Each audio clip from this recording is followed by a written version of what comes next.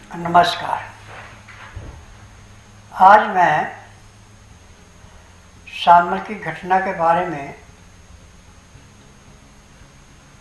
Akhilesh Yadav, Dimple Yadav, Samajwadi party सांसद जिया उर्फ Rahman work और विधायक इकबाल महमूद, सरद पुगार और केसरीवाल, इन पर चर्चा करूँगा कि इन्होंने हिंदुस्तान को बर्बाद करने की ठान ली है कि हम किसी भी कानून को नहीं मानेंगे, हम अपनी मनमानी करेंगे। अब जो संभल का पत्थरबाज गैंग था, ये अकेले संभल के नहीं थे। संसद ने और विधायक ने, अखिलेश ने बाहर से पैसे देकर ये दंगा करवाया है। पुलिस वालों पे जो पत्थरबाजी की, गोलियां चलाई, तो अपने बचाव में तो सभी अपना बचाव तो करते हैं। पुलिस ने गोली तभी चलाई जबकि पुलिस के ऊपर गोली चली। अब यदि इस पूरी कार्रवाई को शुरू से देखेंगे और जो कहते हैं, एक बहुत अपने आप को ईमानदार का ला रहा था और कहता है कि मैं वकील हूँ। आप लोगों की वजह से ही हिंदुस्तान बर्बाद हो रहा है। जब मुलायम की सरकार थी, उसके बाद अखिलेश की सरकार आई, तो जो लूटपाट इन्होंने की है और जो गुंडों को अगवा करके जो गंद फैलाया था यूपी में, आज योगी ने जो साफ किया उसके ऊपर से आपको आग लगी हुई है। और ये चाहे आप कि सबको मुसलमान बना देंगे, तो सनातन धर्म को ना अंग्रेज बना सके, ना आपके पहले के मुसलमान बना सके। आप तो बनाएंगे कहाँ? आप सनातन को नहीं मिटा सकते। अभी पूरे संसार में 5 हिंदू देश हैं और अब आने वाले 5-7 सालों में आधे से ज़्यादा मुसलमान अपना धर्म छोड़ के सनातन धर्म में आने के लिए तैयार हैं। आपने जो गजवा हिंद का नारा बनाया है, ये गजवा हिंद हिंदुस्तान में तो नहीं चलेगा, और कहीं चले ना चले, परंतु हिंदुस्तान में नहीं चलेगा। और आज जो यूपी में हठ योग कर रहा है अखिलेश की धर्मपत्नी डिम्पल, आप एडी से चोटी तक जोर लगा लें, अब आप दिन प्रतिदिन नीचे गिरते जाएंगे, आप उठ नहीं सकते। और यदि मोदी जी का, योगी जी का जो कानून है, ये तो पूरा पास होकर रहेगा, लोकसभा में भी और राज्यसभा में भी। इसको कोई नहीं रोक सकता। और जो सनातनी कांग्रेस में है, आम पार्टी में है, समाजवादी पार्टी में है। मैं इनसे एक निवेदन कर रहा हूँ कि आप गद्दार न बनो। जो सनातन धर्म में प्राप्त कर सकते हैं वो आप उग्रवाद से या उग्रवादियों के साथ करके प्राप्त नहीं कर सकते। और आने वाले कुछ सालों में आपकी और दुर्दशा होगी जो सनातन को छोड़ के जा रहे हैं, जैसे एक आवारा कुत्ते की होती है।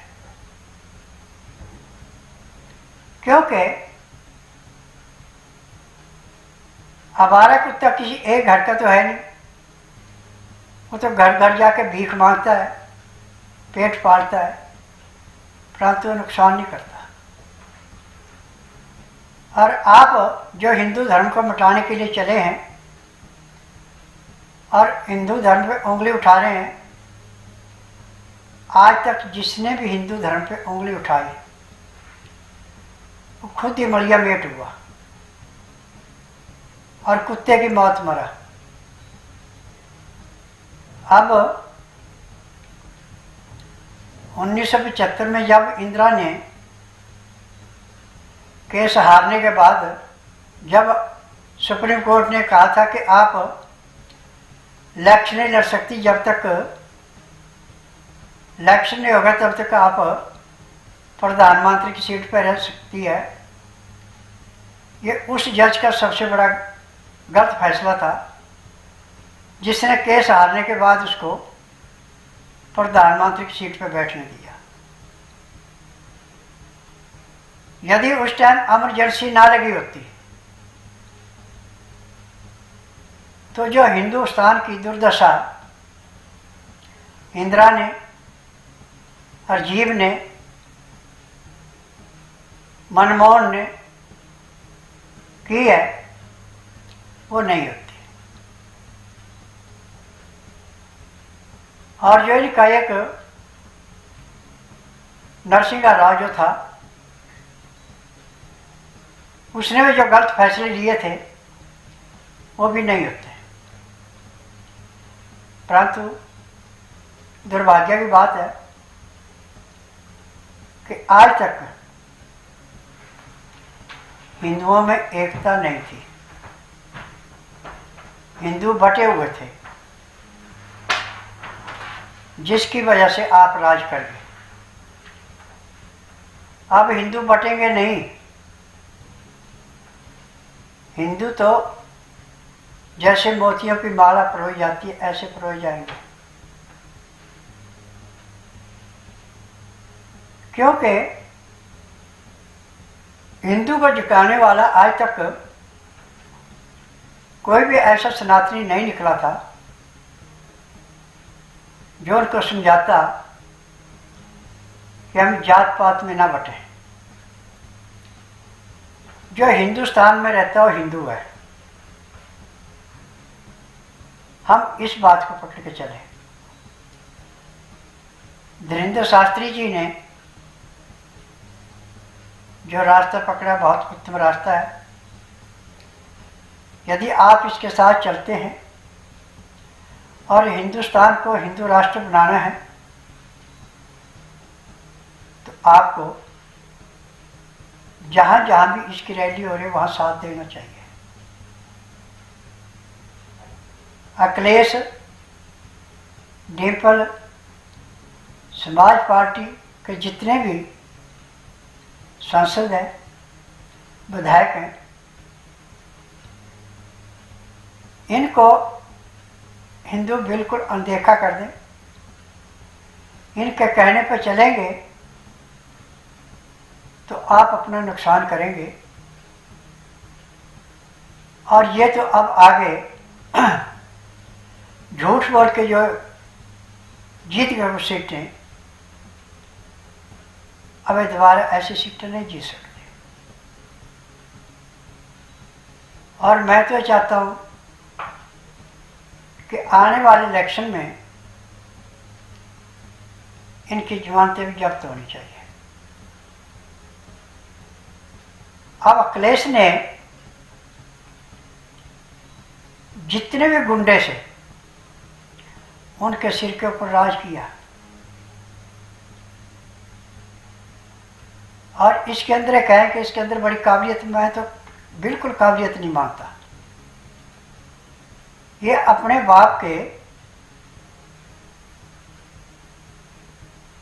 चढ़ावे पे ये मुख्यमंत्री बना था। ये मुख्यमंत्री का काबिल क्या, एक एमएलए के काबिल भी नहीं है। इसने कोई भी एक भी अच्छा काम किया तो बताएं। जिस किसी अफसर ने कोई अच्छा काम किया उसको नौकरी से निकाल देता था। कितना सर्वनाश किया इसने अपने 5 सालों में। 2012 से 17 तक जो इसने नुकसान किए हैं, उनकी भराई 20 साल तक भी पूरी नहीं हो सकती।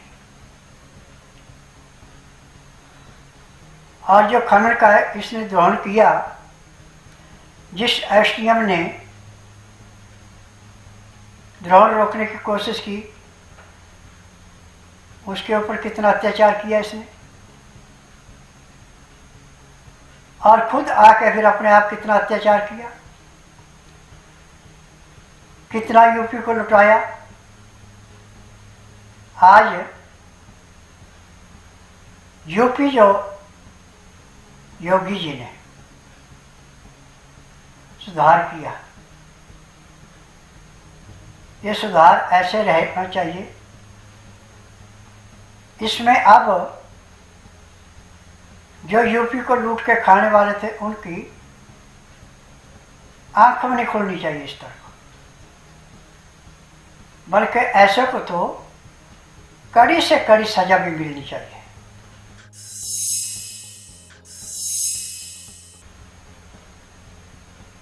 अब जैसे महाराष्ट्र में चुनाव में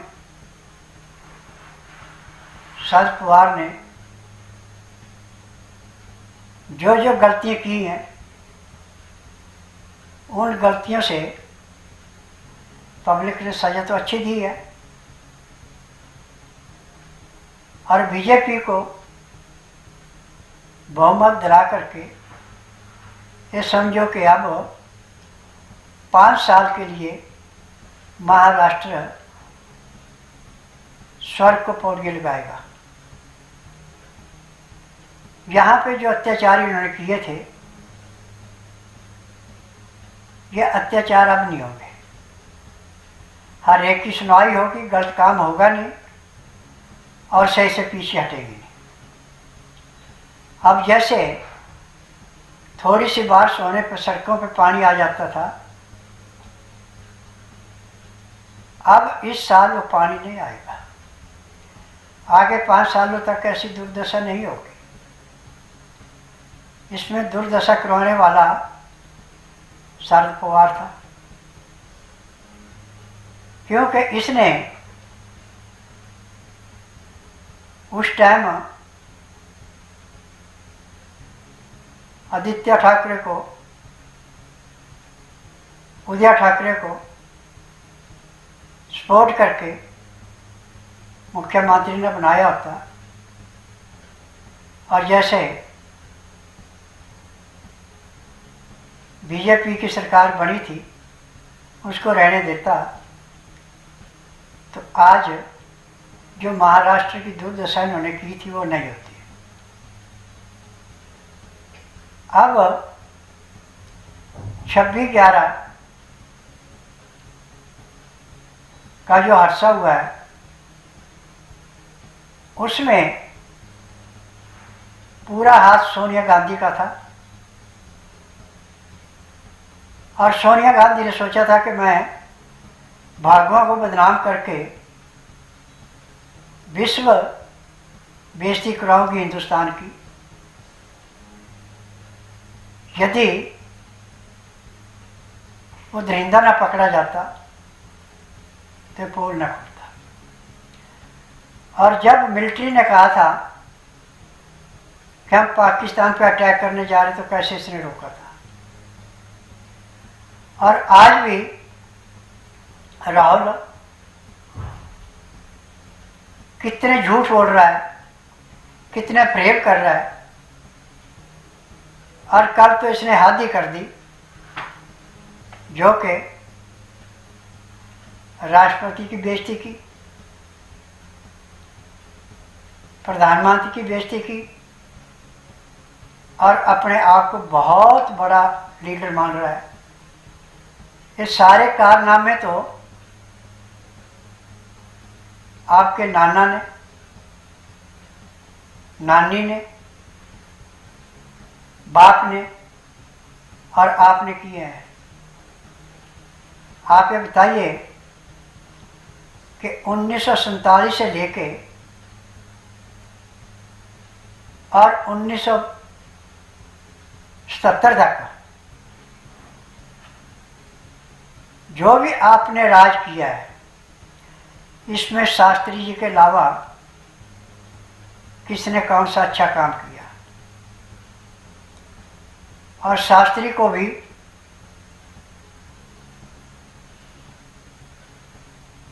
इंदिरा गांधी ने मरवाया था, और आपकी मां ने तो कितने मरवाए हैं। और आज तक उनकी इंक्वायरी क्यों नहीं हुई। यदि संविधान को बर्बाद किया, वो सारा कांग्रेस का हाथ है। अब धारा 370 35A हटा करके अमित शाह ने और प्रधानमंत्री जी ने बहुत बड़ा उपकार किया है, जिससे कि हिंदुस्तान के मुकुट को बचा लिया। आप तो हिंदुस्तान के मुकुट को पाकिस्तान को दे रहे थे। पाकिस्तान की आप कितनी मदद कर रहे थे, परंतु आज पूरे संसार में मोदी जी ने वो करके दिखा दिया जिसकी आपकी 7 पीढ़ियां भी ये महसूस करेंगी कि हाँ, हिंदुस्तान में नरेंद्र मोदी एक ऐसे प्रधानमंत्री थे जिन्होंने पूरे संसार को अपने विश्वास में लिया। और मनमोहन जब 10 साल के लिए आपने प्रधानमंत्री बना के रखा, तो बाहर कितनी घृणा दृष्टि से हिंदुस्तानियों को देखा जाता था, और अब कितनी इज्जत के साथ देखा जाता है। अब प्रधानमंत्री जी ने जो कर्म हिंदुस्तान में गरीबों को उठाने के लिए और मिलिट्री को उच्च कोटि का हथियार दिला करके और खुद बना करके जो इतिहास रचा, वो कांग्रेस कभी नहीं रच सकती थी। और आपके टाइम पे कितना कर्जा था, और आज कर्ज मुक्त होके कितनी गरीबों की सेवा करने प्रधानमंत्री जी उतरे हैं। आप जैसे अपनी हिस्सेदारी रखी इन्होंने कहीं भी, जो भी इनके पास था सब कुछ पब्लिक को बांट रहे हैं। आप जैसे जेबें नहीं भर रहे हैं, आपके नाने हार जो पैसा पहुंच रहा है, ऐसे किसको पैसा नहीं पहुंचा रहे। जिसको देते हैं खुले हाथ से देते हैं। आपने चाइना के साथ मिलके, पाकिस्तान के मिलके, अमेरिका के साथ मिलके जो हिंदुस्तान की दुर्दशा करवाई थी, वो सबका हिसाब होगा। अब ये चाहें कि आप 5 साल संसद और अपोजिशन में बैठे रहेंगे, लीडर बने रहेंगे, वो टाइम भी अब निकल गया। अब भगवान ने चाहा तो दिसंबर में ही आप अपनी सीट छोड़ के नानिहाल भागते हैं या और कहीं भागते हैं, हिंदुस्तान में तो आपको स्थान नहीं मिलेगा। और जो भी आपने जय जयते अपने नाम से करा रखी, आपकी मम्मी के नाम से है, एक सारे की सारी गवर्नमेंट के अधीन होंगे। अब ये सब गवर्नमेंट की बन गई, आपकी नहीं रहेगी। ये मैं आपको चैलेंज कर रहा हूँ आज, क्योंकि आपने आज तक लूटने के अलावा और कौन सा काम किया है। और जो आप लोगों ने ये यूपी में झगड़ा कराया मस्जिद में, इसकी सजा भगवान आपको पूरी देगा। आप तो भगवान को नहीं मानते और ना आप अल्लाह को मानते हैं, क्योंकि आपकी माँ क्रिश्चियन है, बाप आपका मुसलमान था। अब आप न मुसलमान रहे न क्रिश्चियन रहे, आप तो एक ऐसे बन गए जैसे एक आवारा होता है। आपका दिन मजहबी कोई नहीं है। और जहाँ जहाँ पे आपकी सरकार है वहाँ पे कितने घपले हुए। जो हिमाचल सबसे अच्छा था उसका कैसे सर्वनाश करवाया, कैसे लूट के खा रहे हैं। और जहाँ जहाँ भी आपकी सरकार है कैसे आपने ज़मीनें लूटी, और खड़के के नाम से कैसे इतने प्लॉट गए। वक्फ बोर्ड को ज़मीनें देके आपने हिंदुस्तानियों के साथ बहुत बड़ा जुर्म किया है, इसकी भी आपको सज़ा मिलेगी। और जब 10 सालों तक आपकी सरकार रही तो आपकी माँ कैसे हर दूसरे तीसरे महीने बाहर इलाज करवाने जाती थी। अब इन 10 सालों में क्यों नहीं गई? अब कहाँ गई इसकी वो बीमारी? परंतु हेरा फेरी का पैसा गुपचुप तरीके से बाहर जमा करवाने जाती थी। ये पत्थर पे लकीर है। और आज जितने भी कर्म आप कर रहे थे उससे ज़्यादा कर्म आज दिल्ली का जो अपने आप को बड़ा ईमानदार कहलाता है केजरीवाल, वो कर रहा है। ये सब आपकी देन है, क्योंकि केजरीवाल ये चाहे कि मैं दिल्ली का मुख्यमंत्री दोबारा बनूं तो इस जन्म तो क्या 7 जन्म नहीं बन सकता, या प्रधानमंत्री बनूं वो तो ख्वाब नहीं लेगा, या मैं पंजाब का मुख्यमंत्री बन जाऊं वो भी ख्वाब भूल जाना। आपने चोरी के अलावा कोई काम किया नहीं। शराब घोटाले में कितनों की जिंदगी बर्बाद की आपने, कितनों का घर बर्बाद किए। इनकी बद्दुआएं आपको पड़ेंगी। और जो मुख्यमंत्री का निवास था उसको कैसे मलियामेट करवाया, और कितने पेड़ काट के कितना पर्यावरण का नुकसान करके शीश महल बनाया था, कितने साल काट लिए उसने। 2-2.5 साल में हो गया हिसाब, ऐसे आगे भी हिसाब होगा। और आज जमुना की दुर्दशा, दिल्ली की सड़कों की दुर्दशा, पानी की दुर्दशा जो आपने करके रखी है, मोहल्ला क्लिनिक बना के दुनिया को गुमराह किया है और एक्सपायर की डेटों दवाइयों को हॉस्पिटलों में लाके जो आपने कांड किए हैं, इसकी सबकी सजा आपको भुगतनी पड़ेगी। क्योंकि हॉस्पिटलों में जो डॉक्टरों को लाके दी जाएगी दवाई वही देंगे। एक्सपायर डेट की दवाई का और सैंपल हटा के जो मोहर लगी उसको आगे की लगा दो। केमिकल जिस भी दवाई में पड़ता है वो साल 6 महीने से ज़्यादा काम नहीं करती, उसके बाद खराब हो जाती है।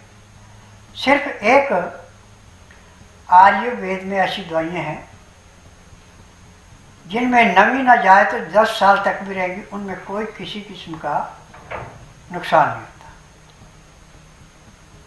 और मैं तो जड़ी बूटियों से इलाज करता हूँ, खुद दवाइयाँ बनाता हूँ। मेरी अपनी फार्मेसी दवाइयाँ बनाने की, ये दवाइयाँ रजिस्टर्ड है, कैंसर की और किडनी की पेटेंट है। आज मैंने पूरे संसार से एक निवेदन किया कि मेडिकल में हम डॉक्टरों को दोष नहीं दे सकते। यह दोष उन कंपनियों का जो दवाइयाँ बनाती हैं, परंतु स्वास्थ्य विचार में यहाँ पे कोई भी दवाई ऐसी नहीं है जो रोग को दबाए, रोग को काटने की है। अंग्रेजों की पद्धति को एलोपैथी ने अपनाया और जिससे कि रोग आज दिन दुगने रातें चौगुनी बढ़ता जा रहा है। अब डेंगू के, मलेरिया के जो रोग बढ़ते जा रहे हैं, जो मच्छरों की देन से हैं, यदि हम केमिकल छोड़ करके अपने नेचुरल चिकित्सा पे आ जाए तो एक भी मच्छर आपको नहीं मिलेगा जो बीमारी फैलाने वाला है। और यदि आप खाने के साथ कच्चा प्याज, लहसुन, अदरक 20 ग्राम से 50 ग्राम तक प्रतिदिन खाते हैं, खाना खाने के बाद थोड़ा सा गुड़ खा लें या जीरा मुंह में भून कर डाल लें, जो आपके मुंह से महक आती है वो महक नहीं आएगी, परंतु जहाँ तक आपका सांस की महक जाएगी वहाँ तक के वायुमंडल के कीटाणु नष्ट होकर आपको प्योर ऑक्सीजन आएगी। आपको कहाँ से रोग मिलेगा? रोग तो वायुमंडल के प्रदूषण से है।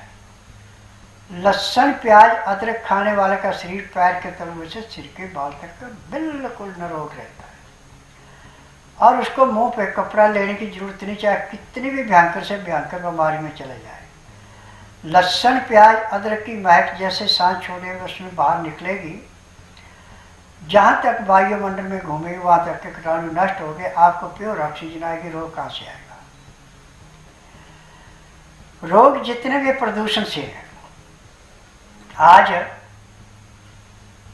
जो पैसा आपने एडवर्टाइजमेंट में अपने परिवार की सुख सुविधा के लिए और अपने सांस को रोकने के लिए लगाया था, वो पैसा यदि गरीबों के ऊपर भी लगा होता तो आज दिल्ली के दुर्दशा नहीं होती।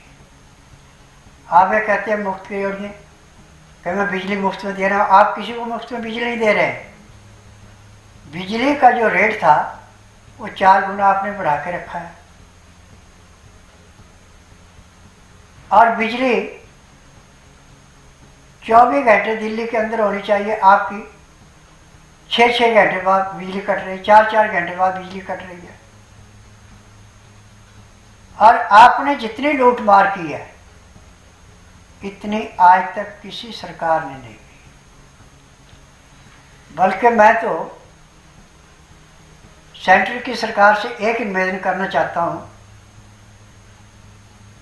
कि दिल्ली में मुख्यमंत्री एमएलओ की जरूरत नहीं है। इसको आप सेंटर से चला सकते हैं। इसमें आप चाहे एमसीडी बना के चलाएं, चाहे और किस तरीके से चलाएं, परंतु यहाँ से मुख्यमंत्री की जो सीट है इसको ख़त्म कर दें या राष्ट्रपति शासन करके चलाते रहें तो दिल्ली का सुधार हो सकता है। परंतु केजरीवाल जैसा जो अपने आप को कहते हैं सबसे बड़ा ईमानदार हूँ और मैं औरतों को फ्री सफ़र करा रहा हूँ, झुग्गी झोपड़ी वालों को पूरी सुख सुविधा दे रहा हूँ, कोई बिजली का बिल नहीं, पानी का बिल नहीं। पानी का बिल, बिजली का बिल तब लें यदि तैने किसी को बिजली दी हो पूरी। आपने जो बिजली दी है वो दी है मुसलमानों को, मस्जिदों को, मज़ारों को, इसके अलावा और किसी को पूरी नहीं दी। और दिल्ली में जो आपने 10 सालों में नाश कराया दिल्ली का, ये दिल्ली का सुधार है। दूसरी भी कोई सरकार बन के आएगी तो भी कम से कम 20 साल लगेगा उसको सुधारने में। रोडों को देखो कितने गड्ढे हैं, सीवर कोई साफ नहीं है। और आवारागर्दी आपने रोहिंग्या को, बांग्लादेशियों को बसा करके इतनी करा दी है कि पूछो मत। अब दिन दिहाड़े हत्या हो रही हैं, ये सब आपकी देन है। यदि आप जाली आईडी कार्ड, पहचान पत्र इन रोहिंग्यों के, बांग्लादेशियों के ना बनाता तो आज दिल्ली का हाल ये नहीं होता। और जो आप अपने घर में लाके आदमियों की पिटाई करा रहा है, इसकी सजा तो आपको बहुत बुरी मिलेगी। अब जो अपनी एमपी की कुटाई कराई आपने, जिसको अब पंजाब में बैठा दिया, आप ये चाहें कि वो बच जाएगा, आप बच जाएंगे, आने वाले समय में दोनों फंसेंगे। और इस औरत में यदि भगवान थोड़ी सी और चेतना दे दे और कोर्ट में जाके इतना जरूर कहे केजरीवाल और केजरीवाल का शिर्द या तो इनको जेल में डाला जाए या इनको किसी भी सीट पर काम न करने दिया जाए। देखो कैसे क्या हाल होता है। जितना भी आपने शराब में पैसा लूटा है, खालिस्तानियों से लूटा है, आईएसआई से लूटा है, इस सारे का सारा पैसा आपका ऐसे बह जाएगा जैसे तेज बारिश आने पे जमीन पे पानी बरस के नदी में बह जाता है, ऐसे बहेगा। और एक दिन वो आएगा कि आपको खाने के भी लाले पड़ेंगे। और जो आप अपने बुजुर्ग माँ बाप को मानसिक रूप से संताप दे रहा है, ये भगवान आपको माफ नहीं करेगा। जब आप राजनीति में आए थे तो आप कहते थे कि मुझे 2 कमरों का मकान चाहिए और मुझे कोई भी लाइट वाली गाड़ी नहीं चाहिए। आज ये डबल सिक्योरिटी कैसे ले रखी थी। और तिहाड़ में इतने दिन रहा, क्यों रिजाइन नहीं दिया था। अब रिजाइन तो उस डर के मारे दिया जो आपको सुप्रीम कोर्ट ने कहा कि ना तो आप सीएम की कुर्सी में बैठ सकते हैं और ना ही उनसे सलाह मशवरा कर सकते हैं। परंतु जो बेईमान होता है वो किस चीज़ को नहीं मानता। बेईमानना तो आपके अंदर कूट कूट के भरा हुआ है। और आज फोन पे पूछते हैं कि मैं कितना ईमानदार हूँ, मैं ये कर दूंगा वो कर दूंगा। जब आपने 10 सालों में कुछ करके दिया नहीं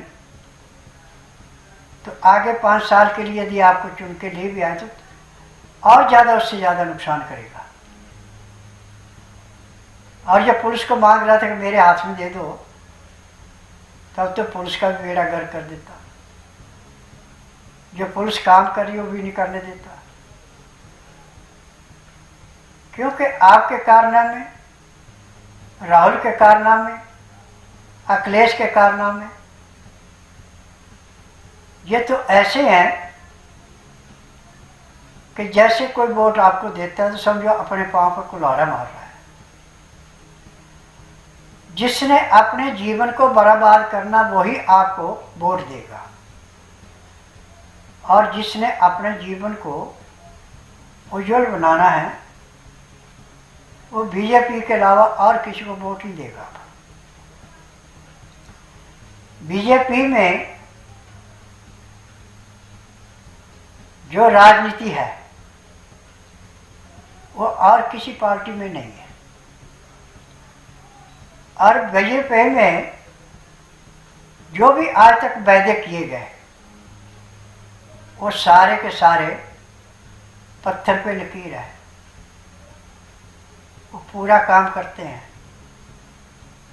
वो आप जैसे झूठे वायदे नहीं करते। और आज बीजेपी ने जिनके पास रहने के लिए स्थान नहीं था उनको स्थान दिया, अच्छे पक्के मकान बना के दिए। जिनको सुबह शाम खाने को रोटी नहीं थी उनको पेट भर के खाना दे रहे, और जो सुख सुविधा किसको चाहिए वो सारी दे रहे हैं। और जब बुढ़ापे में संतान परिवार भी मुंह मोड़ लेता है किसके रोग से, उसके लिए बीजेपी कितना पैसा दे रही है और मुफ्त में इलाज करवा रही है, परंतु आपके बस की कोई चीज़ नहीं है। झूठे वायदे आप जितने मर्जी कर लें, कोई वायदा आज तक आपका पूरा नहीं हुआ। अब गहलोत जो आपकी पार्टी में से निकला, ये भी आपके झूठे वादों की तरफ से निकला। विश्वास ये भी आपके झूठों की बात होगी वजह से निकले। जो आदमी आपसे जुड़ा था कि ये राजनीति को बदलने आया है, ईमानदारी की राजनीति करके पब्लिक का सुधार करेगा, जब आपके कारनामे में देखे कि हाथी के दांत खाने के और दिखाने के और, वही काम आपने किया। यदि आपके अंदर थोड़ी भी इंसानियत होती तो जो आपसे जुड़े थे वो आपसे कभी अलग नहीं होते। जब विश्वास ने कहा था कि देखो जिन वायदों को करके आए वो करने हमने, तो आपने क्या कहा था कि मैं तो देश का प्रधानमंत्री बनूंगा, जो चाहूंगा वो करूंगा, और पूरे हिंदुस्तान का नहीं बनूंगा तो पंजाब का तो बन ही जाऊंगा। ये कहा था नहीं कहा था? पूछो अपने मन से। और विश्वास ने झूठ तो नहीं कहा। और विश्वास ने राजनीति में आने से क्यों इनकार किया? इसी बात से किया कि राजनीति में बहुत कम हैं ऐसे जो कि ईमानदार से काम करते, बाकी सब घर भरने के लिए आते हैं। और बीजेपी में जब तक नरेंद्र मोदी जी सत्ता में है तब तक कोई भी एमएलए, कोई एमपी, कोई भी वर्कर ज़्यादा हेरा फेरी नहीं कर सकता। और जो कर्म आप लोगों ने किए हैं, कांग्रेस ने किए हैं, कांग्रेस ने समाजवादी पार्टी ने, बहुजन समाज पार्टी ने, तृणमूल कांग्रेस ने, डीएमके ने किए, उनका सबका हिसाब देना पड़ेगा। आज जो दक्षिण में ये झगड़े हो रहे हैं, जहाँ कुकी समाज जो इतनी हुल्लड़बाजी कर रहा है, ये सब आप लोगों की देन है। आप उनको सह नहीं देते तो आज ये दुर्दशा नहीं होती। दुर्दशा होने का मुख्य कारण है कांग्रेस, समाजवादी पार्टी, आम पार्टी, तृणमूल कांग्रेस। और ममता ने तो ये ठान लिया है कि मैं बंगाल में हिंदुओं को नहीं रहने दूंगी। परंतु इतना ममता भी अब जान ले कि अब हिंदू जागृत हो रहे हैं, और जो तेने बांग्लादेशी रोहिंग्या अपने राज्य में आधार कार्ड, पहचान पत्र बना के रखे, सारे के सारे बाहर हो गए। अब 3 पीढ़ी पहले, यानी पिता के पिता, पिता के पिता जी तक का जब रिकॉर्ड देखा जाएगा, जिसका हिंदुस्तान का नहीं है उसको निकाल दिया जाएगा, तब पता लगेगा आपको कि हाँ, अब आपकी जो दिन थे वो निकल गए। अब आपको दुर्दशा के दिन भुगतने पड़ेंगे, और दुर्दशा भी आपकी छोटी मोटी नहीं होगी। ऐसी दुर्दशा होगी कि चुराहे चुराहे पे आपको जुतियां मारेंगे, क्योंकि बदमाश की बदमाशी थोड़े दिन चलती है। जब बदमाश को आगे से ठोकने वाला मिलता है, उससे ताकतवर मिलता है, तो बदमाश ऐसे मिट्टी में मिल जाता है। आज जितने कुकर्म आपने कराए हैं, आने वाले समय में एक एक गुनाह का हिसाब किया जाएगा। आज खड़के जी, राहुल जी, अखिलेश जी जो सोच रहे हैं कि हम दोबारा गद्दी में आएंगे, तो जब आपको चोरी के अलावा कोई काम है ही नहीं, तो चोरों को कोई नहीं गद्दी पे आने देगा। अब राहुल अडानी अडानी करके जो इतना फुद करा था, अब जब पोल खुले तो सारे उसी के राज्य में मिले। जहाँ जहाँ उसकी सरकारें हैं वहीं पर घपले हुए हैं। परंतु अडानी ने अपने मुंह से आपके खिलाफ एक भी शब्द नहीं बोला, और आपने कितनी दुर्दशा की, कितने अभद्र शब्द बोलता है, कितना इसका नुकसान कराया है। हिंडन में भी जो आपने रोक लगाए थे, सब के सब निराधार निकले, कोई भी आपका साबित नहीं हुआ। परंतु आपको शर्म नहीं है। शर्म तब हो यदि आपके ऊपर कोई शिकंजा कसा जाए। और मैं तो ये चाहता हूं कि आपकी नागरिकता खत्म होने के बाद आपको आखिरी सांस तक जेल में डालना चाहिए। और आप कहते रहे आज तक कि मैं कुआरा हूं, कुआरा हूं। ये लड़का लड़की कहाँ से आए हैं? कि आपने कोर्ट में या समाज में शादी नहीं की, ऐसे रख करके 2 बच्चे पैदा कर दिए उसके। उस औरत का भी आपको साफ पड़ेगा। और जो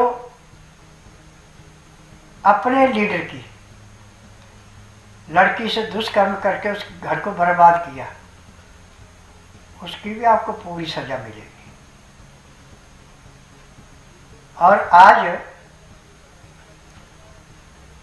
जो आपकी करप्ट पार्टी है कांग्रेस, इसने जो आपको अपोजिशन का लीडर बना के रख दिया, ये इनकी एक बड़ी महान गलती है। इस गलती की इनको भी सजा मिलेगी। और आपकी नागरिकता हिंदुस्तान की तो छीनी जाएगी, परंतु जेल में भी आपको सड़ना पड़ेगा। क्योंकि आपने ये पैसा किस लिए कमाया है, ये हेरा फेरी किस लिए कर रहे हैं? भगवान सबका हिसाब लेता है। आज तक मैंने एक कईयों का नाश होते हुए देखा है। जिसने चोरी और जारी की है उसका खानदान तबाह हुआ है, नामो निशान मिटा है। अब आपने, आपकी मम्मी ने जो जो कर्म किए हैं, उन कर्मों की सजा तो जरूर मिलेगी। इसको कोई नहीं रोक सकता। आज टीवी के माध्यम से मुझे बताते हुए बड़ी घृणा आ रही है कि 1975 से जब इंदिरा केस हारी थी और 6 साल का उसके ऊपर इलेक्शन लड़ने पे रोक लगाई थी, तो इसने कैसे कैसे जजों से, पब्लिक से कितने अत्याचार किए थे। और जब 80 के बाद आई और इसके गुनाहों को देख करके कुदरत ने जो इसके ऊपर बार कराया, वो इसके कर्मों की सजा थी। और यही सजा आपके परिवार को भी मिलेगी। और कल ये कह रहा था कि राहुल की जगह प्रियंका यहाँ की प्रधानमंत्री बनेगी, तो इस जन्म तो बनेगी नहीं,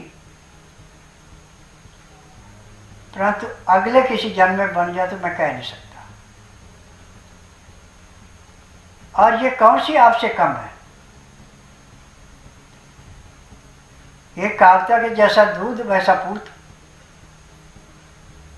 तो आपकी माँ के दूध में जो जहर आप दोनों के अंदर भरा हुआ है, ये जहर कहाँ पब्लिक की सेवा करने देगा? ये तो लूटपाट ही कराएगा। अब ये लूटपाट भी ज़्यादा दिन नहीं होनी है। और जहाँ पे मुसलमान बनते के ज़्यादा हैं, वहाँ पे जाके वोट लेके भले ही इसको आज अपने एमपी बना दिया, परंतु इसकी भी अब वही घृणा होगी जो कि आपके परिवार की हो रही है। और ये भी यदि कोई भी फैसला गलत लेगी, गलत बोलेगी, तो इसको भी कोई नहीं बर्दाश्त करेगा। और इसने जो उंगली उठाई है मोदी जी पे, मोदी को एक शीशे का गिलास है, जब शीशे का गिलास साफ है उसमें पानी डालते तो कैसे शीशे जैसे प्लेन दिखाई पड़ता है। इसमें दाग नहीं है। परंतु आप तो ये समझो कि जैसे तेज बारिश आने पे चिकनी मिट्टी में वो मिट्टी खड़के चलती है, ऐसे आपके साथ आपके अब गुण चल रहे हैं। वो आपको बर्बाद तो जरूर करेंगे, परंतु अब बाद में हो देंगे। जो लूट मार आज तक आपने करनी थी होगी, अब आगे आपकी लूट मार इतनी नहीं चलेगी। और मैं तो अब जो आपके अपोजिशन में खड़ा था, जो आपने झूठा एफिडेविट दिया है कि मेरे पास इतनी जायदाद आई है और जो चीज़ें आपने छुपाई हैं, वो सारी चीज़ें कोर्ट में जाके साबित होने के बाद हो सकता है कि आपका चुनाव भी कैंसिल किया जाए। क्योंकि आज तक वो अपने प्रचार में मस्त रहा, उसने इतना ध्यान नहीं दिया, पर अब ध्यान देना पड़ेगा। जैसे अयोध्या में क्या क्या कर्म नहीं किए और कितनी दुर्दशा कराई। एक दुर्दशा आप जहाँ से इलेक्शन लड़ी है उन लोगों की कराएगी, क्योंकि आपने इलेक्शन लड़ने के लिए गए, आप रोज रोज तो वहाँ जाएगी नहीं, ना उनकी डिमांडें पूरी होंगी, ना उनके अधूरे काम पूरे होंगे। तो इसमें आपको मुँह की खानी ही पड़ेगी। आज जितने भी आप अपोजिशन के हैं, आप सब ने ठाना है कि हम मोदी को हरा देंगे। और मुसलमानों ने कहा था कि हम मोदी को जबरदस्ती कुर्सी से उतारेंगे, हम इसको प्रधानमंत्री नहीं चुनेंगे। आपके मुंह पे भी वही छिट्टे पड़ेंगे जो ऊपर को मुंह करके थूके आपके मुंह पे पड़ेंगे। मोदी जब तक अपने आप ना कहे कि मैंने राजनीति से संन्यास लेना, तब तक इसको कोई नहीं निकाल सकता। आखिरी सांस तक के कुर्सी पे रहेगा। जो इसकी ध्यान रखता है, जो इसका कर्म है करता है। आप तो 24 घंटे में से 4 या 6 घंटे काम करते हैं, 2 घंटे काम करते हैं, परंतु मोदी जी तो 18 से 20 घंटे काम करते, 4 घंटे रेस्ट करते हैं। अब राहुल जैसा हर दूसरे तीसरे महीने बाहर तो नहीं भागता। 10 सालों में मैंने एक दिन भी ऐसा नहीं देखा जिसमें मोदी ने कहा हो कि आज मैं छुट्टी करूंगा। न इसने कोई छुट्टी की। और ये पूरे संसार को अपना परिवार मानता है। अब जो संसार से इसका लगाव है वही घर वालों से लगाव है। ये कह के घर वाले की इसकी मदद करता है, बिल्कुल नहीं। ये तो कहता कि अपने कर्म का खाओ, कमा के खाओ, हेरा फेरी करके मत खाओ। और आज जितने भी मोदी जी के फैसले हैं, एक भी फैसला गलत नहीं हुआ। जितने योगी जी के फैसले, कोई एक गलत नहीं हुआ। और जहाँ जहाँ पे बीजेपी की सरकार बन रही, वहाँ पे जो मुख्यमंत्री बैठाए जा रहे हैं, वो भी कोई गलत काम नहीं कर रहे। और इसी में भगवान भी देखता है कि जो सबकी मदद करता है उसी की मदद करो, जो सबको बेवकूफ बनाता है उसकी मदद नहीं करनी। अब आज पूरे संसार में इस बात की चर्चा है कि मोदी तो शांति का संदेश लेके जाते हैं, जहाँ भी जाते हैं। और जिसको गलत काम करेगा उसको मुंह पे बोलते हैं, पीठ के पीछे नहीं बोलते। आज मोदी जी की लोकप्रियता सिर्फ हिंदुस्तान में नहीं, पूरे संसार में है। अब जितने भी संसार के देश हैं, सब मोदी की तरफ देखते हैं कि मोदी ना तो गलत करता न करने देता है, और सबसे ये कहता है शांति सबसे बड़ी चीज़ है। यदि शांति से आप अपना निर्वाह करते हैं तो आपको सब चीज़ें मिलेंगी, परंतु जब आपके मन में दोष भाव है तो आपको कुछ नहीं मिलेगा। और कल जो राहुल ने राष्ट्रपति जी की, प्रधानमंत्री जी की, औरों की जो आलोचना की है, इससे समझो कि इसने अपने हाथ से अपने पांव पे कुल्हाड़ा मारा है। और मैं तो ये कहता हूं कि इसके दिमाग से उन बच्चों का दिमाग ज़्यादा है जो बच्चे पुनर्जन्म में आकर के पिछले जन्म की याददाश्त पूरी है। उनसे भी यदि इसके बारे में पूछा जाए तो वो भी यही कहेंगे कि ये तो एक नेता नहीं, एक तो एक उग्रवादी है। उग्रवाद के अलावा इसके मन में कुछ नहीं है। अब 26/11 के हमले पे यदि उस टाइम मिलिट्री को सोनिया ने कहा होता कि हाँ जाओ पाकिस्तान पे कर दो हमला, तो भी आज जो इतना दोष भाव है इतना नहीं होता। अब पाकिस्तान में इतने बुरे हाल हैं कि गरीबों को तो खाना नहीं मिल रहा है, भीख मांग रहे हैं।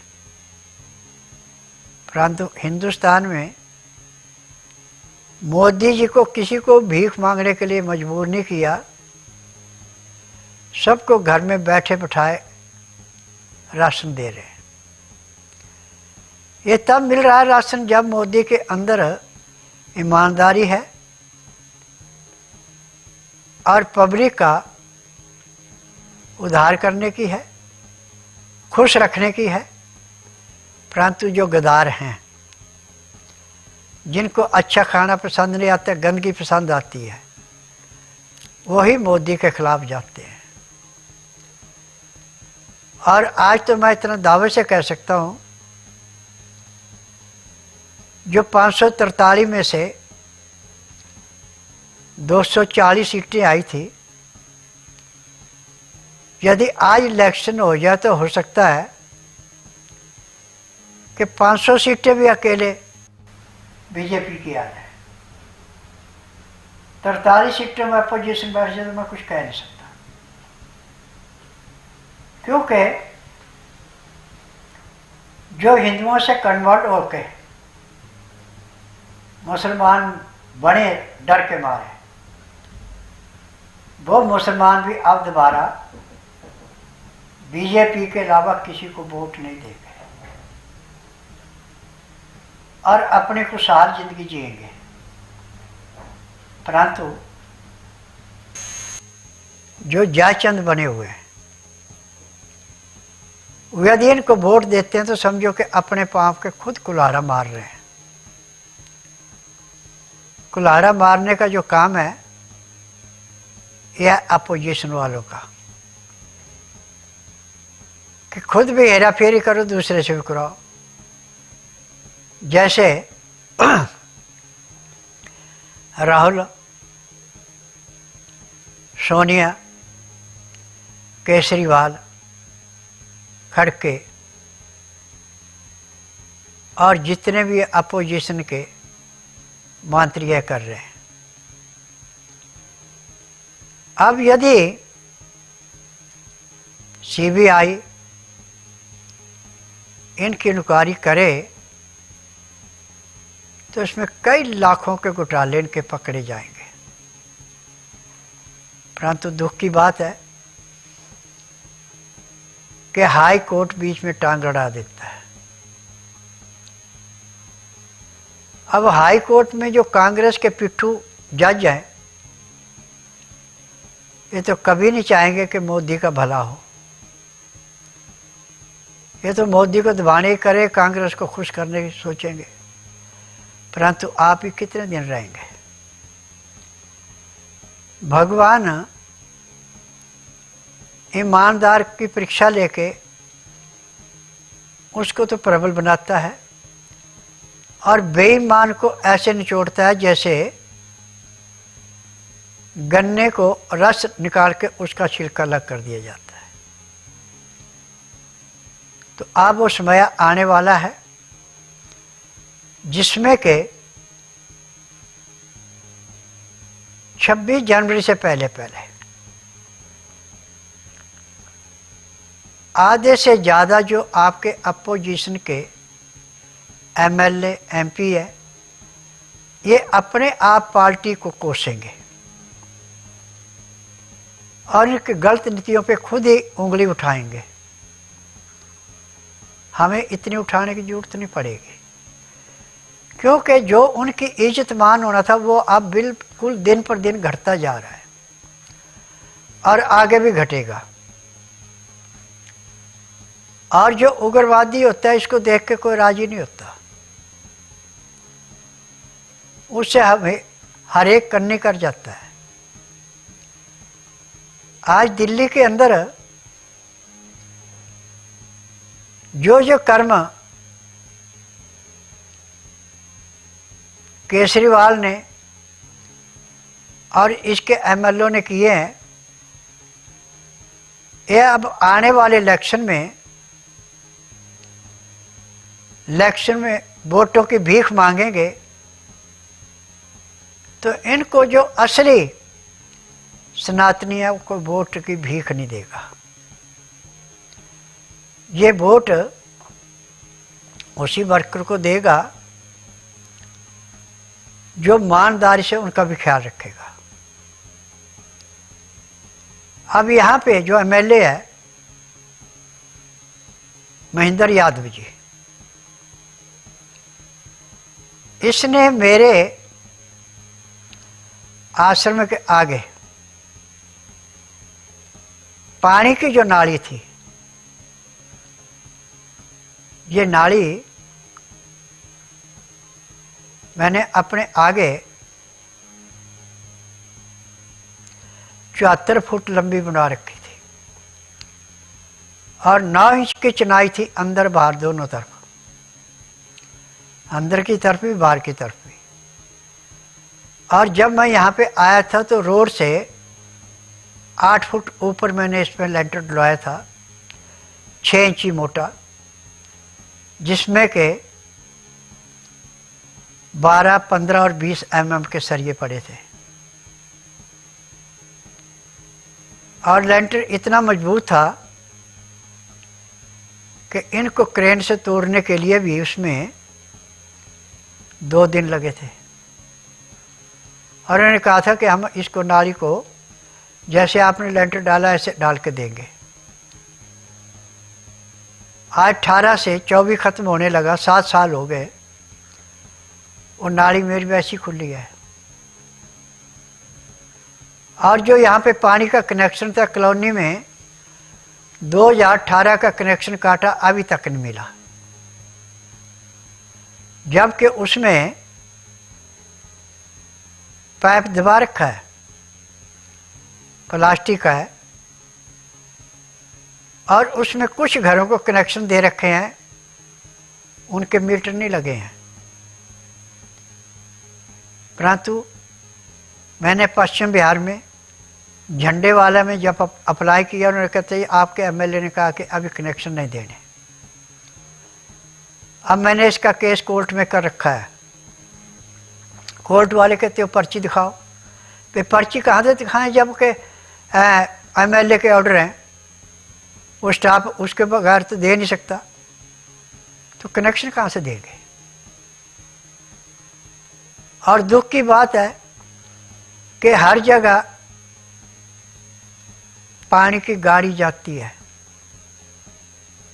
परंतु इस कॉलोनी में कोई पानी की गाड़ी नहीं आती। अपने आप लाओ, जहाँ से लाना चाहे जो मर्जी करो। और आज मैं तो भगवान से एक ही प्रार्थना करता हूँ कि जैसे इन्होंने पब्लिक को दुखी किया, पब्लिक से पैसा लूटा, ये पैसा इनको 7 जन्मों तक भी जन्म लेंगे तो भी दुख ही दुख भोगना पड़ेगा। अब ये चाहें कि अब मैं दोबारा एमएलए बन जाऊंगा, बिल्कुल नहीं। और जो जो भी काम इन्होंने किए हैं सिर्फ अपना घर भरने के लिए किए हैं, किसी की रक्षा के लिए नहीं किए हैं। और जहाँ पे नजायज मकान बन रहे हैं, नजायज काम हो रहे हैं, वहाँ पे पुलिस भी इनका साथ दे रही है। अब पुलिस को इन्होंने कैसे खरीदा, कैसे क्या किया, ये भगवान जाने। नहीं तो पुलिस का भी काम बनता है कि जहाँ पे रोक लगी है और नाजायज को कार्य हो रहा है वो ना हो, परंतु वहाँ पुलिस भी आके बंद कर रखी है। अब मेरी कॉलोनी में इस टाइम 2 पर मकान है, किसी भी मकान में पानी नहीं है। वो जैसे कैसे अपना गुजारा कर रहे हैं, परंतु इस एमएलए को शर्म नहीं है। एक बार जब इसने मेरे शिविर की लेंटर तुड़ाया था तब, और एक बार जब पानी काटा था तब। और जब मैंने इसको बताया था कि देखो आप गलत कर रहे हैं और इसकी सज़ा आपको मिलेगी, क्योंकि मैं तो मुंह पे कहता हूँ जिसको भी कहना, पीठ के पीछे कह के नहीं। अच्छा बुरा जो है मुंह पे कहा जाता है, पीछे से नहीं कहा जाता। और आज कई मकानों की ऐसी केस चले हैं कोर्ट में, जिनको ये मकानों को बना रहा था और जिसने कोर्ट से रोक लगवाई उनको दबाव देके कह रहा है कि केस उठा लो। और जब वो कहते हैं जी कि हम केस कैसे उठाएं, जो हमारा नुकसान हुआ उसको दो, तो उसको ना तो खुद देगा और जिसने मकान बनाया और नुकसान हुआ उनका ना उनको देने दे रहा है। तो मैं तो पूरे संसार से एक निवेदन कर रहा हूँ कि जिस आदमी को देख लिया कि बेईमान है, उसको कभी भी अपनी नज़र से दूर ही रखो। उसकी नज़र में ना खुद जाओ, और नज़र में आ जाए तो उसको नज़र देखा न देखा कर दो। और जो इलेक्शन आगे होंगे इसमें आप ये देखें कि ईमानदार कौन है। ईमानदार को वोट दें, और जो बेईमान है उसको वोट नहीं देनी। सोशल वर्कर कभी भी गलत काम नहीं करता, परंतु कुछ दिखावे के लिए बने होते हैं सोशल वर्कर। वो तो जहाँ भी उनका दाव लगे वहीं काट मार लेते हैं। तो हमें तो ईमानदार चाहिए। ईमानदार तभी मिलेंगे जब आप पूरे सनातनी बनेंगे। सनातन धर्म में यदि आप 5 मिनट अंतर ध्यान होके जिस भी देवी देवता से बात करना चाहे वो आपसे करता है, रास्ता बताता है, और जो उसके रास्ते में रुकावट करता है उसको सजा भी देता है। ऐसे मैंने एक नहीं हजारों देखे हैं जिनके साथ गलत काम होने के बाद अच्छे काम होके उन्होंने स्वयं माफ़ी मांगी जिन्होंने गलत काम किए थे कि हमारे से गलती हुई है। आज मेरे ऊपर कांग्रेस के टाइम पे 38 बार छापे मारे गए थे दवाइयों को सैंपल फेल करने के लिए, परंतु मेरी दवाई में किसी किस्म का अवगुण नहीं मिला। सब दवाइयाँ जो फार्मेसी में बनाई जाती उनसे 10% ऊपर ही मिली, नीचे कोई दवाई नहीं मिली।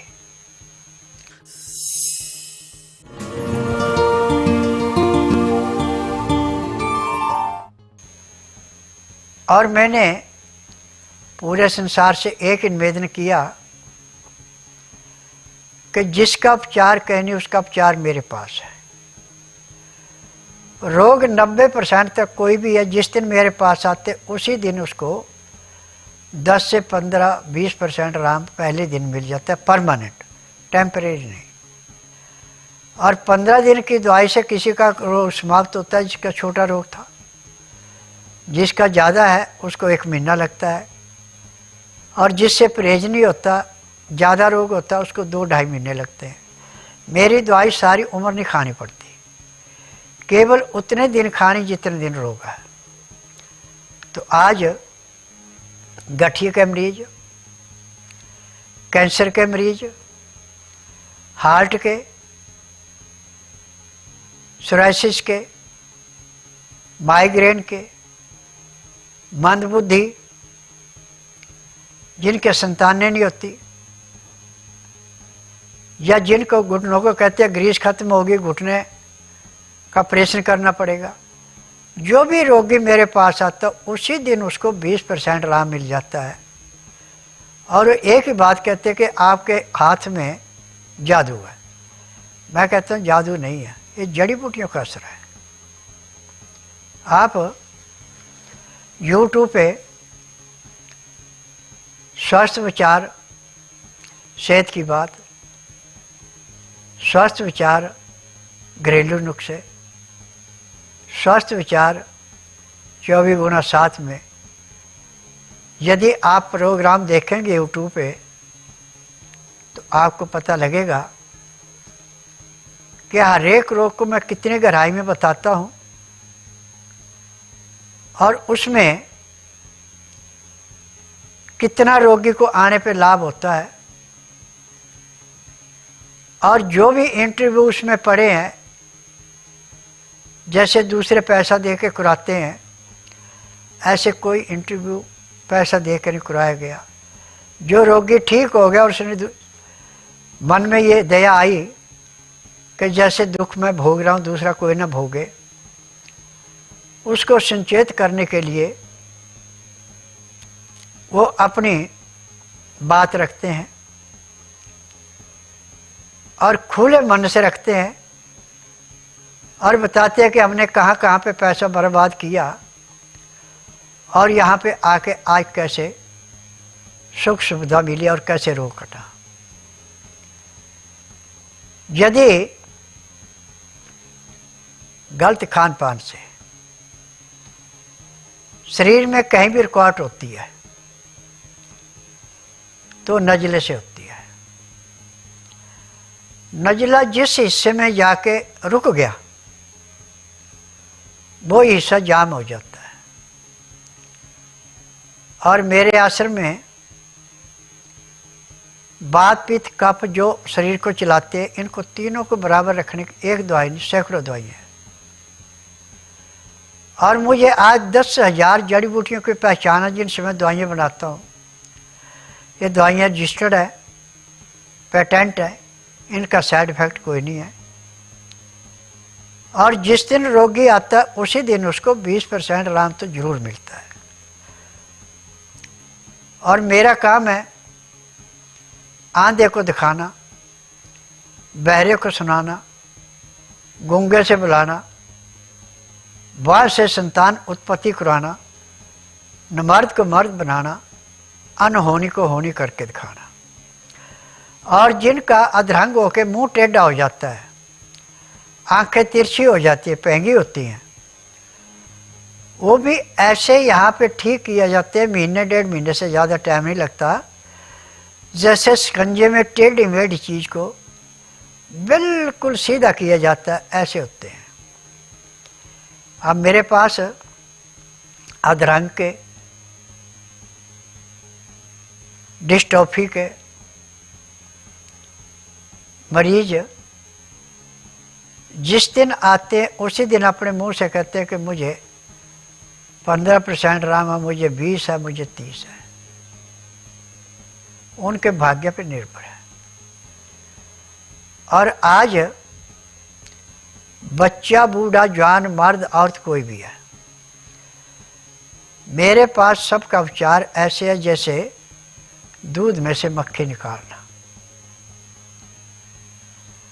खान पान परहेज यदि आप ठीक करते हैं तो महीने 1.5 महीने से फालतू मेरी दवाई नहीं खानी पड़ती। मेरी दवाई सारी उम्र नहीं चलती, केवल उतने दिन जितने दिन रोग है, रोग समाप्त हो गया, दवाइयाँ बंद हो गई। आज मैं जो मौसम आगे आ रहा है, इसमें फ्रिज की रखी चीज़ें, एसी और बेटैमा खाना, ये आपको नज़ला, खांसी, जुकाम जरूर करेगा।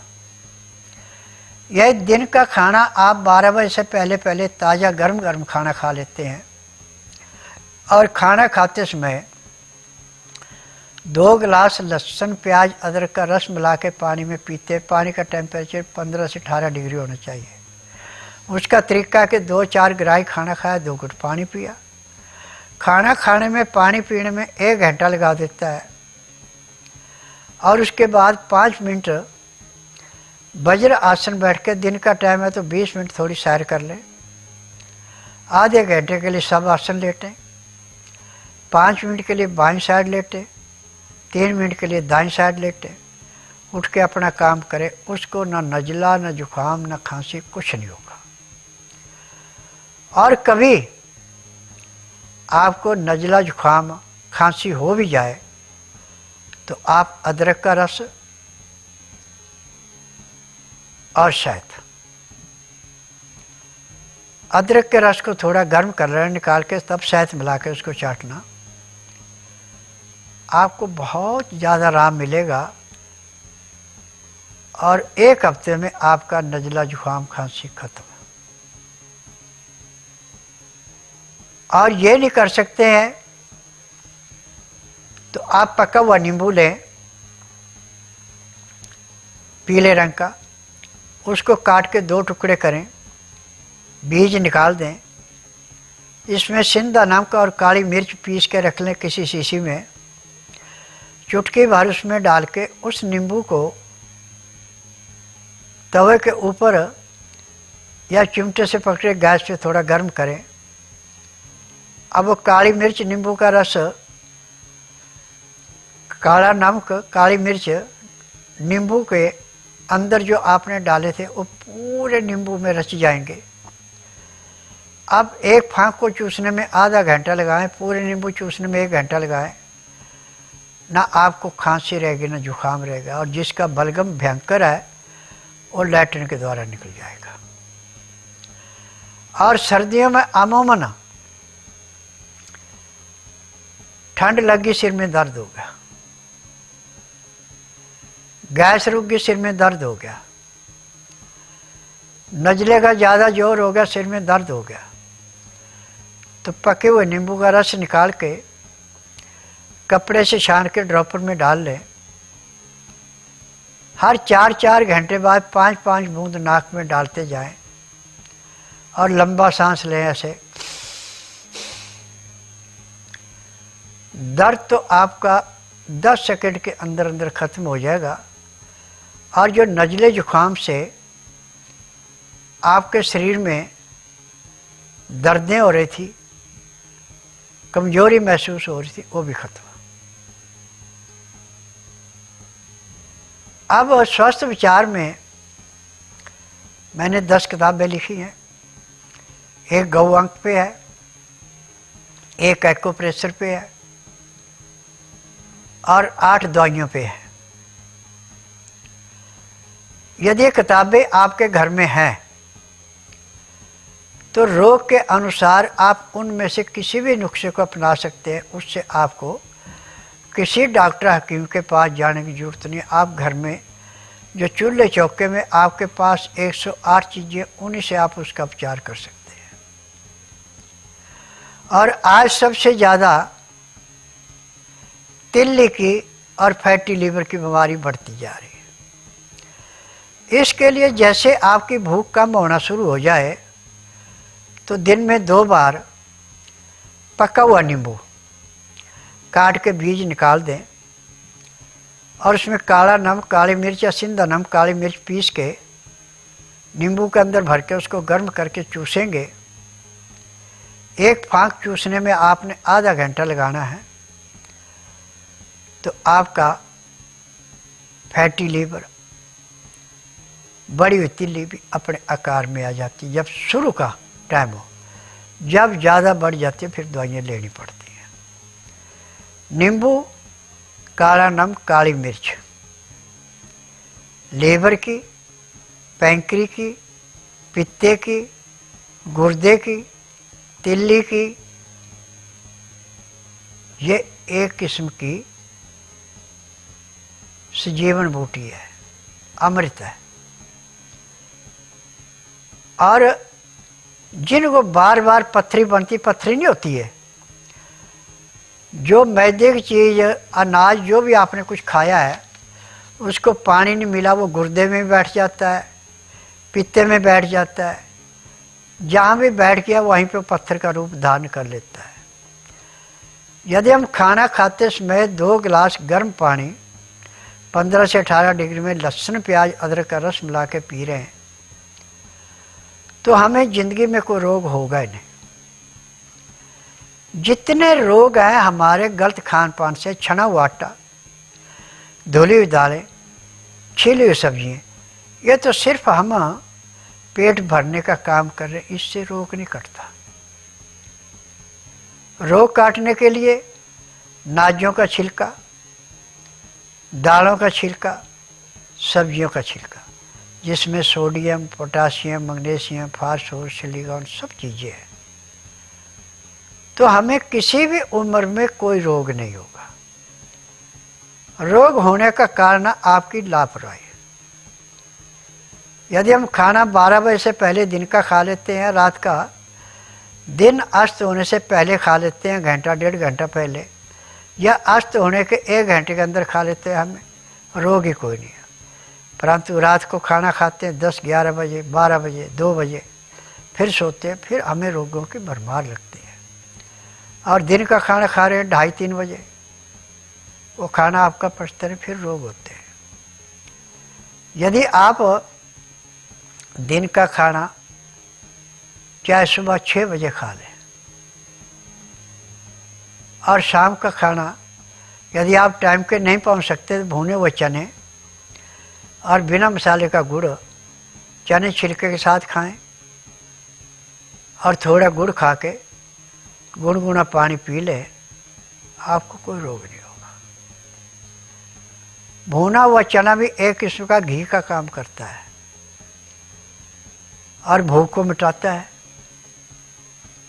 और शरीर में ताकत आती है, इससे नुकसान नहीं होता। परंतु जब ठंडा खाना खाते हैं और खाना खाते समय पानी नहीं पीते हैं तो हमें रोगों की भरमार लगती है। आज जितने भी रोग हैं, यह है आपकी चाय, कॉफ़ी, तली हुई चीज़ें, परांठा, बर्गर, पिज़्ज़ा, चीनी, और जो लिफाफों में ये आ रहा है चर्बी में तल करके, ये रोग पैदा कर रहे हैं। आप जीभ के टेस्ट को थोड़ा कम कर दें, हफ्ता 10 दिन में घर में बना के जैसा आपका टेस्ट है वैसी चीज़ बना के खा लें, आपको कोई परेशानी नहीं आएगी। परंतु जब आप दिखावा करेंगे, बेटाइम में खाएंगे पिएंगे, तो आपको रोगों से कोई नहीं बचा सकता। आपको हार्ट अटैक तभी होगा जब आपका लीवर काम नहीं करेगा, पैंक्री इंसुलिन नहीं बनाएगी, खून गाढ़ा हो गया, हार्ट अटैक हो गया। किडनी खराब तभी होगी जब खाना खाते समय पानी नहीं पी रहे, मैदे की चीज़ें, तली हुई चीज़ें, बासी खाना खा रहे हैं, पानी पूरा नहीं पी रहे हैं, तो लीवर पचाएगा नहीं, पैंक्री इंसुलिन नहीं बनाएगी, पित्ते में तेजाब बढ़ेगा। खाया पिया गुर्दे पे ऐसे बैठे जैसे खड़े पानी में काई जमती है।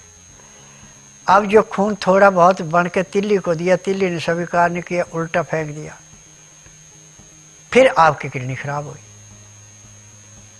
आज जितने भी रोग हैं मेरे लिए ऐसे हैं जैसे खेत में से गाजर मूली निकालना। और मैं जड़ी बूटियों से इलाज करता हूँ, मैं रोगी से नहीं पूछता बीमारी क्या है, ना कोई टेस्ट रिपोर्ट मंगाता। मेरा नियम है कि बुधवार की मैं छुट्टी रखता हूँ, गुरुवार से लेकर मंगलवार तक नाड़ी परीक्षण करता हूँ। नाड़ी परीक्षण में पैर के तलुए से सिर के बाल तक की MRI, CT scan, X ray, ultrasound, ECG, sonography, सब कुछ 5 सेकंड में होते हैं। फिर उसके बाद दवाइयाँ खाने की हैं, पीने की हैं, मालिश करने के तेल है, आँख में, नाक में, कान में डालने की दवाइयाँ, दांत मंजन है, ये सब जड़ी बूटियाँ हैं। जब इनको नियम से लेते हैं तो हमें रोग ही कोई नहीं। और कितना भयंकर से भयंकर रोग है, जिस दिन आते उसी दिन 20% आराम मिल जाता है। आज मैंने पूरे संसार से एक निवेदन किया कि जो टीवी पे मैं कोई भी नुस्खा बताता हूँ उसको ध्यान सुनते हैं, समझते हैं, लिख करके रखते हैं और उसको अपनाते हैं, तो आपको कभी किसी डॉक्टर हकीम के पास जाने की ज़रूरत नहीं है, आप घर में उसका उपचार कर सकते हैं। और जो करने में असमर्थ हो मेरे पास आए, महीने 1.5 महीने से फालतू दवाई नहीं खानी पड़ती, रोग कोई भी समाप्त हो जाता है। जिस दिन रोगी आता है उसी दिन उसको 20% आराम तो परमानेंट मिल जाता है। हफ्ता 15 दिन में जीभ में टेस्ट ले लिया, उसका फर्क नहीं पड़ेगा, परंतु जब 3-4 टाइम आप लगातार ले लेंगे तो फर्क पड़ता है। यदि पाँव गर्म, पेट नर्म, सिर ठंडा है, आपको रोग ही कोई नहीं है। परंतु उल्टा जब होगा तो रोग होगा। अब पाँव में ठंड लगे, गर्मी लगे और सिर तक जाती है, और सिर में ठंड लगे, गर्मी लगे और पाँव तक आती है। यह सिस्टम हमारे शरीर के अंदर है। अब दिल जिस खून को साफ करता है उसको पहले दिमाग को देता है, फिर दिमाग जहाँ जहाँ जरूरत है वहाँ उसको भेज के आदमी को स्वस्थ रखता है। यदि आपका खून दिल पूरा साफ कर रहा है और पूरे शरीर को खून पूरा मिल रहा है, रोग ही कोई नहीं है। परंतु जब हम खान पान में गलती करते हैं, जीभ का स्वाद देखते हैं, चीनी का प्रयोग अधिक करते हैं, तो हमें रोगों से कोई नहीं बचा सकता। यदि रोगों से बचना है तो आप हमेशा जो नुस्खे मैं टीवी पर बताऊं इनको अपनाएं और अपने रोग से मुक्ति पाएं। गेहूं का प्रयोग कम से कम करें, बाकी नाजों का ज़्यादा करें। और आटा कभी भी पिसाना है तो शनिवार को पिसाएं, काले चने जरूर डाल लें। यदि उस आटे की रोटी खाते हैं आप, तो आप समझो कि 80 रोगों पे आपने उस रोटी खाने से कंट्रोल कर लिया। गेहूं को रोटी को पचाने में लीवर को कम से कम 10 घंटे काम करना पड़ता है, तब जाके गेहूं की रोटी पचती है। मक्की की रोटी है, चने की है, बाजरे की है, मूंग की है, मोठ की है, ये 1.5 से 2 घंटा लेती है, पच गई, खून बन गया, बीमारी खत्म। आज